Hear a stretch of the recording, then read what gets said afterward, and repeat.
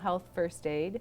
My name is Denise Ellsbury, and this month we're joined by Amy Barth. Amy is a school social worker at Naperville Central High School, and she's also a clinician at, is it Legacy Clinical Consultants? Is that, and where is that located? In Plainfield and Naperville. Okay, so welcome, Amy. I'm glad that you're here today. Thank you. School social work. What do school social workers do? I think that line, duties as assigned, was made for social workers, actually. Okay. We do so many things, it's hard to summarize. But basically, the bottom line is we're there to support social, emotional, and behavioral learning for kiddos to make their academic career more successful. All right, so what might that look like on any given day? Every day's different. You think you're going to start a certain way and it might veer a different direction because one of our primary jobs is crisis intervention. So when something arises, if there's a student struggling from a crisis perspective, either suicidal ideation or they're crying, they're hysterical, etc., we're going to be the front line.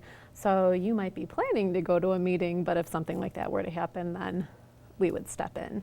Okay. And talk with the student and assess the situation and make a plan what the next steps are. So crisis intervention is part of that. We participate in a lot of meetings as well as teams, talking about students and planning if we're seeing an issue with a young person, either academically or from a social emotional perspective. We'll talk as a team, which includes social workers, nurse, psychs, the counselor, and the dean. Okay. And just kind of wrap around the kiddo and try and figure out, is there an intervention we need to put in place here? Do a lot of consultation with teachers, with parents. Parents call often, with peers. People come in and worried about their friends. We'll talk with them as well. And then we do individual counseling work with students and also in groups. Okay.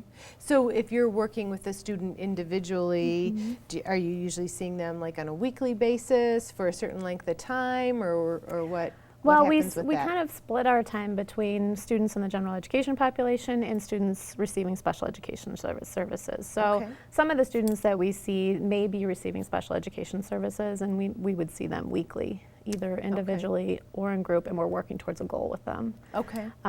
Some of our students who are in the general ed population, we may see weekly for a period of time, if that's kind of an intervention that's needed, or just kind of here and there, checking in.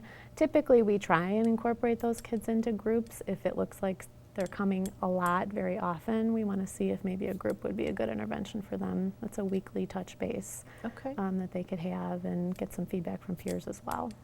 So what kind of groups do you facilitate? Well, we've taken the names away from them because that tends to get people all kind of, I'm in this group or that group. Or I don't want to be a part of it. Or I don't want to be part of that group. But generally speaking, in our brains, we have a couple of family issues groups. We have several stress management groups because we're seeing so much anxiety with kids. Probably 7 stress management groups, I think, at this point. Yeah, we have life skills groups for kiddos who might struggle with understanding social cues and things like that, and working on social communication that we also run with our speech path. And then we have social skills groups as well, men's group, women's group. Wow. I know, lots. We have 18 groups altogether, I think. And are you, at Naperville Central, are you helping facilitate all of those? Not 18 every groups? one of them. There are 4 social workers. Okay. And we split the groups up between ourselves. And then we have a couple counselors who are willing to step in and run some groups with us, and then some other staff members. One of our psychologists runs groups as well, a nurse. So we grab everybody. Help. Wow, so that's a lot of moving parts. Yes. Yeah. But it's fun. I mean, I think groups are our favorite thing to do, and these kids are pretty awesome. So. And what's the benefit to group versus individual for a young person? Well, depending on the situation, I always say, some of my kiddos who are practicing life skills, it's not really beneficial to sit with, and I'm going to age myself here, a 44-year-old woman in her office learning how to deal with other teenagers. That doesn't really make a whole lot of sense. Sometimes we do that just to teach the skills initially, and then we really want them incorporated in a group because that's where they're going to be practicing these skills and kind of talking through with their peers how to do that. But Getting feedback from peers Yes, about whether exactly. something worked or didn't Right, work. and they tend to be pretty honest in those groups about that was weird or whatever. So, but our other groups, it's really that affiliation. They become like families with each other, honestly. And a lot of kids have said, I came to school today because I knew I had group.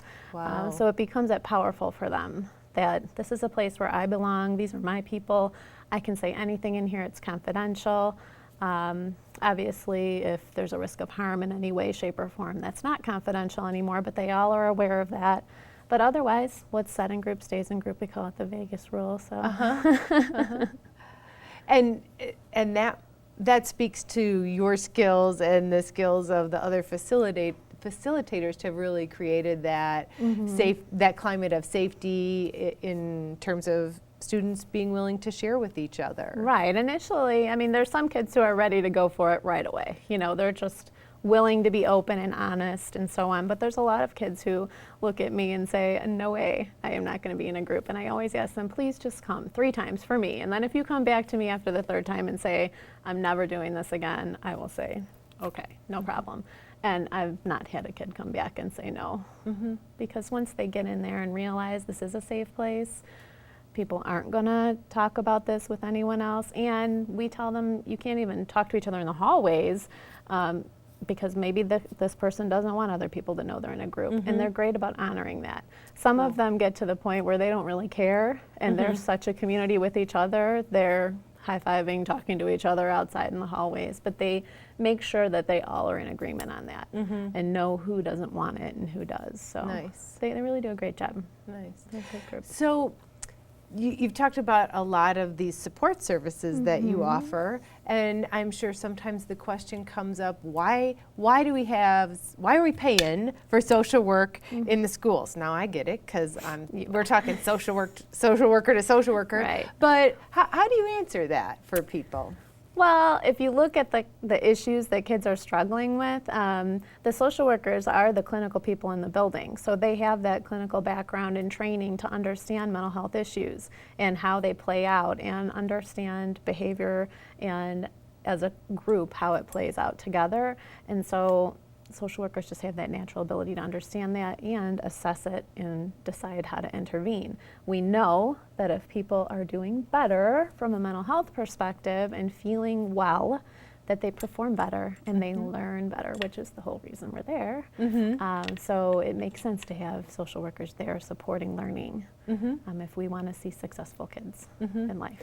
So there really is that payoff in terms of better academic performance. Absolutely. And just better overall socialization, Life functioning. citizenship, life functioning, all that kind of Absolutely. stuff. I mean, that's the basis of what we're trying to teach them. And social emotional learning is big right now. Yes. Now, we laugh and say it's big. Well, it's been big to us forever, right? But now people are starting to understand that, and social emotional learning is being played into the classroom, which I think we'll see a change in the types of kids that we see coming out in the future, because they'll be stronger, more resilient problem solvers, which is what we're looking for.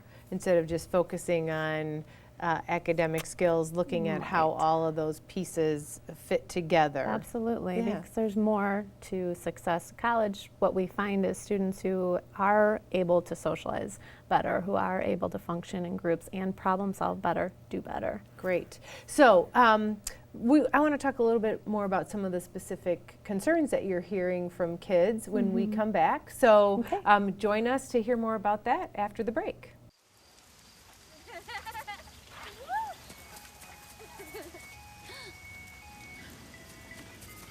Mom, can we get some ice cream? Please, Mom, please. No, we're having dinner soon. Please.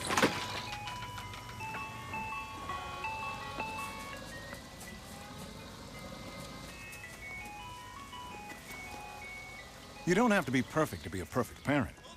There are thousands of children in foster care who will take you just as you are. Now, come on. Come on. All right, I know, 2 seconds. Hang on, just stand still. Stand still, love. Insane. 1 second, I know. Just Mom, okay, he's good. done. Okay, go, go, go.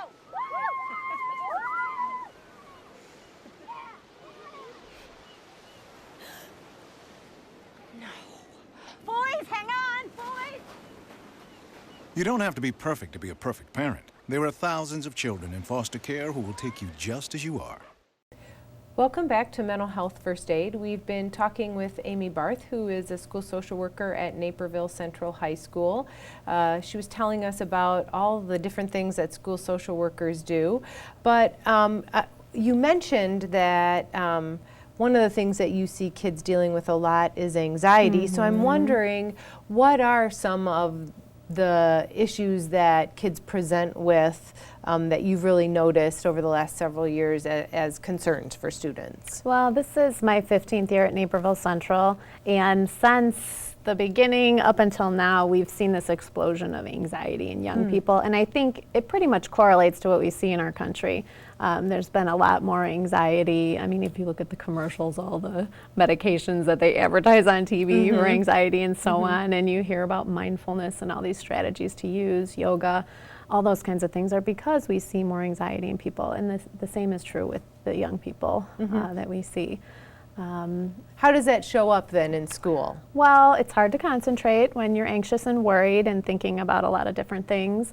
We might see a change in academic performance or a lot of anger. Sometimes anger can come out with young people that in the end ends up being maybe some depression or anxiety.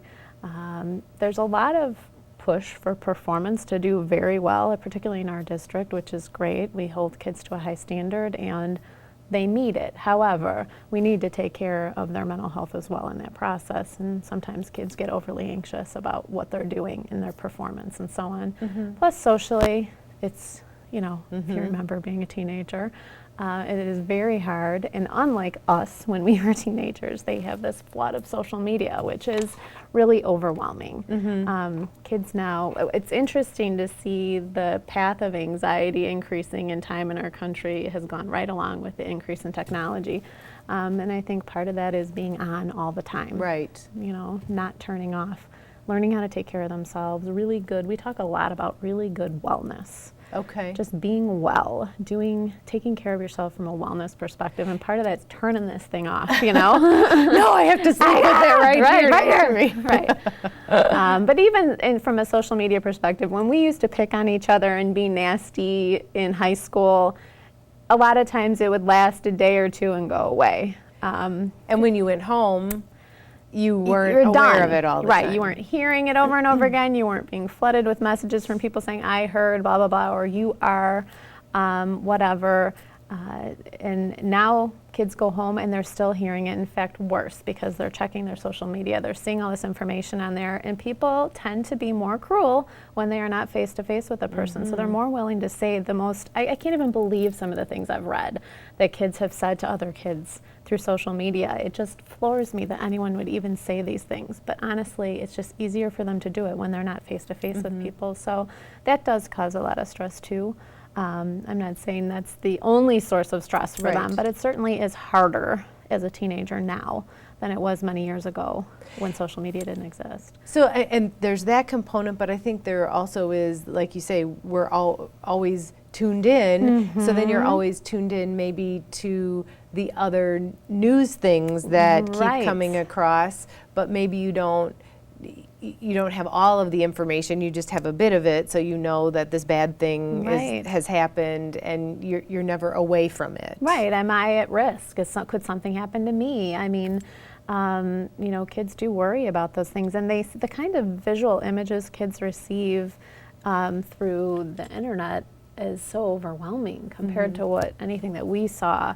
You know, even during wartime, you know, when we were younger, I know the Iraqi war was going on when I was in college, and I might have seen a few images, you know, while I was going through school. But now there's so many horrible things that people record and send out, and it's hard to step away from that. There is some level of trauma that can occur just from viewing that. Sure. And then the worry behind it, and it's not so much that it's over there anymore. Things happen here, as we see, you know, all the time, and most recently too in Orlando. So kids are worried, just like adults are. You know. So you mentioned talking and teaching wellness. So what are some of those maybe specific wellness things that you guys talk about in group or just overall? Well, we try and break things down from the cognitive perspective, your thoughts and what that does to you, your feelings, and then your behavior and how you take care of yourself from a physical perspective even. Okay. So paying attention to physical wellness, sleep. And when you're a teenager, you don't get a lot of it because you're up late studying and so on, or you're on your social media late or gaming, and you have to get up very early in the morning for high school. And so there's a lot of issues with kids with lack of sleep. So we talk about sleep hygiene, eating well for keeping your body going and your brain going, but also, taking care of your mind. And we teach mindfulness skills, kind of learning to accept our thoughts and kind of live with them and what we do with them and how we not allow them to dictate how we function in our life. That sometimes we don't realize how the thoughts that we're having can create or cause a lot of anxiety or a lot of distress that we might be experiencing. Right. We talk a lot about thinking through those thoughts. What are they doing? What are they doing for me right now? Is there something I need to do at this point? How do I address it? How do I take care of the feelings that are associated with that so it doesn't turn into some kind of behavior that's not good for me? It's a big loop. So kind of really taking a step back and looking at those things that normally we don't look at, right? They just sort of happen, or we think they just sort of happen. And our kids are great. They learn this so quickly, and I like to take them to some adults and say, okay, now teach, because they get it. We kind of joke and use, are you in your wise mind right now, or not? Right. And they're the ones saying it, to each other, which is really kind of fun. That's cool. To see in group, yeah, it's really cool. So you mentioned also having some interactions with parents. Yes. And what does that look like, or how do you help parents help kids? Several things, several ways. I mean, one of the most basic ways is just having a conversation, either on the phone, or I'll even have a parent come in. If if they're really in distress and worried, they may want to come in and sit down and talk about things.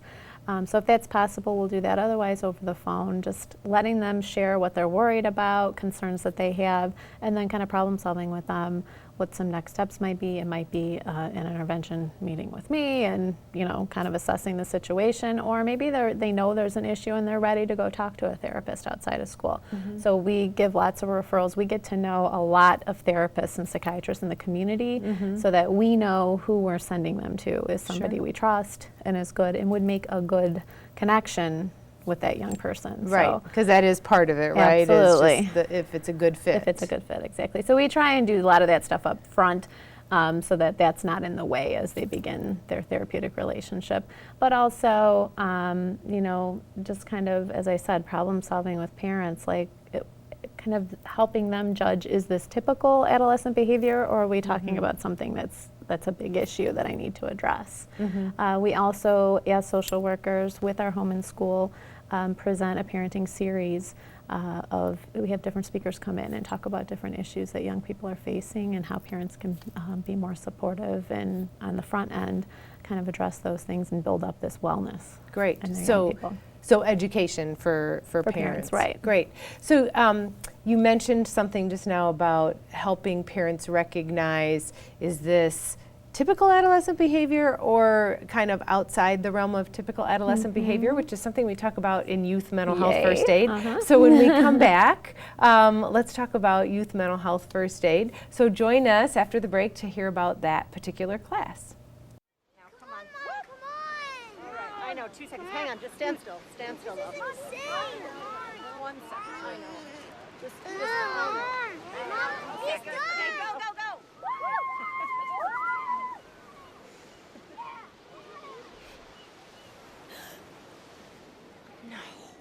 Boys, hang on, boys!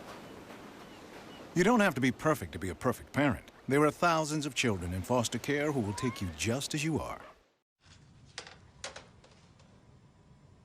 Wow, these are really good. You act surprised.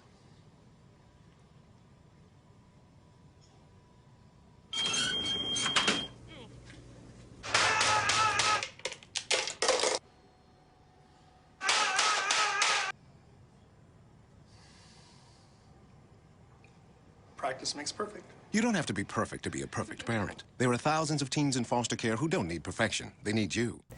Welcome back to Mental Health First Aid. We've been talking with Amy Barth, who's a school social worker at Naperville Central High School.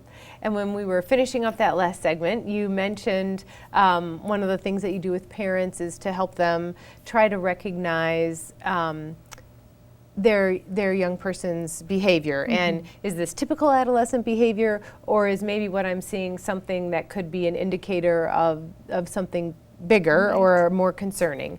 And I mentioned, hey, that's what we talk about in Youth Mental Health First Aid. Exactly. So you are one of our Youth Mental Health First Aid instructors. So tell us about that class and why you like teaching that class. Okay, well, I love Youth Mental Health First Aid, and am one of its biggest advocates, and try and spread it around anywhere I can to get people to participate, because I find that within that 8 hours that people begin to have a better understanding of what might be going on with young people in their lives. And just to be clear, the Youth Mental Health First Aid class is for adults who work with young people. Not for the young people, Right. But for the adults that work with them. So we find we've taught both the adult class and the Youth Mental Health First Aid class in our district, and we find that with teachers, teaching assistants, people who don't have that mental health background, administrators, et cetera, that this is such a beneficial way for them to learn more about the different things that are happening with the young people in their lives, and parents as well. So we do refer parents to come to the program. We open it up for parents also, because we do find it is so beneficial just to understand what is typical and what might not be. And the line is so fine, you know, between the two. But helping kind of understand that a little better, and then how to intervene. That's the thing that makes people so uncomfortable. Right. Because what do I do? What if I say something? What if I ask someone if they're suicidal? Will I make them suicidal? And really getting some of those kind of misnomers, those thoughts that we have about things out of the way, because it's not true, the things that aren't true, and helping them feel more comfortable. And what I love about Youth Mental Health First Aid is it makes you practice doing it. Yes.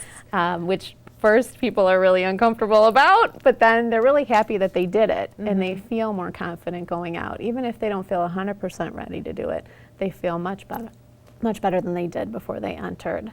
Right. And it's fun too. It's actually fun to do. We have a good time doing it. I would say, you know, all the mental health first aid classes are about improving our noticing skills, right? Like, what am I seeing? How can I recognize signs and symptoms? But it's also then about learning those skills and practicing those skills. And so the youth class, I think, it is really helpful to kind of tease out, okay, you know, this is typical adolescent behavior, right? Some risk taking, some challenging of authority, some questioning. So we expect some of that, and some of that's healthy and good, right? But then what is it really going to look like if it's not healthy and good, and it's getting into those warning areas? And being able to intervene in those times, you know, as opposed to when things have gotten so bad. Absolutely, intervention when things are the worst is helpful and can have a great result. But we do know research supports that early intervention really is the smartest way, and prevention to help young people and adults actually when they're struggling with a mental health issue. So it's good to help adults working with young people to know those signs so that early intervention can happen, because the results are so much more positive. Right, and how do you start that conversation, right? Right, it's uncomfortable, and that's what we do talk about with parents too. Like, how do I even have this conversation? I do a lot of coaching even on the phone or in person with parents about, okay, this would be a good way to ask the question, and kind of taking away some of that discomfort with it. You know what? In the end, this is going to end up being a good thing. And every time someone has that conversation, it does end up being good. You know, very rarely does it turn really ugly. And if it does, it's for a short period of time. Right. Because the end result is we've gotten help now, and I'm feeling better, you know.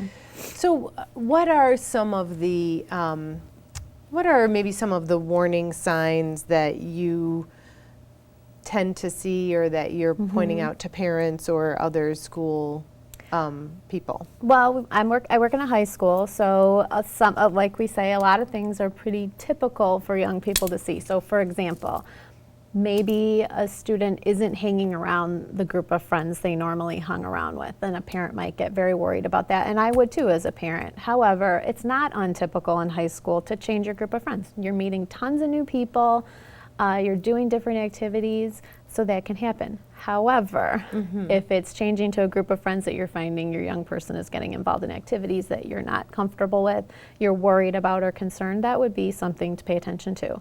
That's where you get your little feelers up and start to pay some closer attention. Or if they're more secretive about who the friends are. Not telling kind of you thing. names, not sharing where they're going, you can't look at their phone ever when asked. Things that, privacy is important for young people. However, there has to be some level of transparency as well in teaching them that.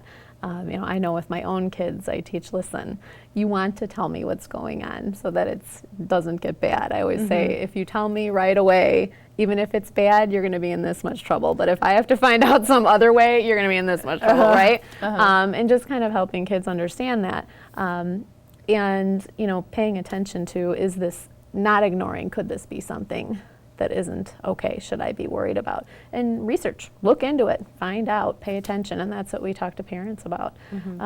Isolating, it's normal for kids to pull themselves away from their families at this age. They're starting to understand themselves differently, they're becoming their own person, and they're viewing themselves that way in their life. However, if they're isolating themselves from every person, then that would be a sign of something you might be concerned about. They're locking themselves in the room, not talking to friends anymore, not participating in activities that they loved to participate in before. Again, some of that is typical. You might find someone who played soccer their whole life is just tired of playing soccer, and wants to do something else. However, if you find they're just dropping everything and doing nothing, that's a concern. that is a concern. That's something to pay attention to. Drops in grades that don't make sense. It's normal to have a C in a tough class once in a while, right? If you're an AB student. However, if your AB student is now a CD student, in everything, it's something to pay attention to. Right. Right. And I think sometimes the other thing we like to look at is, one thing by itself, we want to watch it, but it's when we're starting to put multiple things together, that's when we really want to pay attention. And that's why talking to each other as parents, even if you're not married, divorced parents, talking to each other, talking to other parents. We always say, I can remember when I started at Naperville Central, my partner said, we used to teach present to parents, and we said, when our kids are little, we're all talking to each other all the time, but when they get older, we don't anymore, and we really need to be. So that we're keeping ahead of what might be going on. Absolutely, Yeah. absolutely. So Amy, it's been great to talk about all these different things that are going on at Naperville Central and find out the ways that you and other staff there support students, but also to just have an opportunity to talk about what are some things we should be paying attention to with young people. So thank you for being here today. Thanks for having me. And people can always sign up for a youth mental health first aid class, and maybe Amy will be one of those instructors. So thank you for joining us today, and until next time, be well.